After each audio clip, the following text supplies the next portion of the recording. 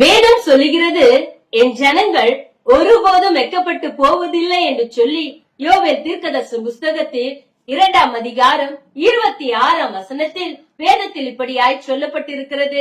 இதை கேட்டுக்கொண்டிருக்கிற என் சகோதரனே, சகோதரியே, எந்த காரியத்தில் நீங்கள் வெட்கப்பட்டு போய்விடுவீர்கள் என்று சொல்லி நீங்கள் கலங்கி கொண்டு இருக்கிறீர்கள்?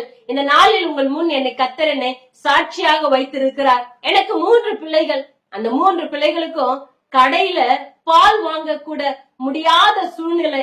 இந்த சூழ்நிலையை மாற்றின கர்த்தர் இந்த நாளில் உங்களுடைய எல்லா வெட்கத்துக்கு பலனாய் இரட்டத்தனையான பலனை கர்த்தர் கொடுப்பார். இந்த நாளில் கர்த்தர் உங்களை ஆசீர்வதிக்க போகிறார். எதை குறித்தும் கலங்காதீங்க, எதை குறித்தும் பயப்படாதீங்க.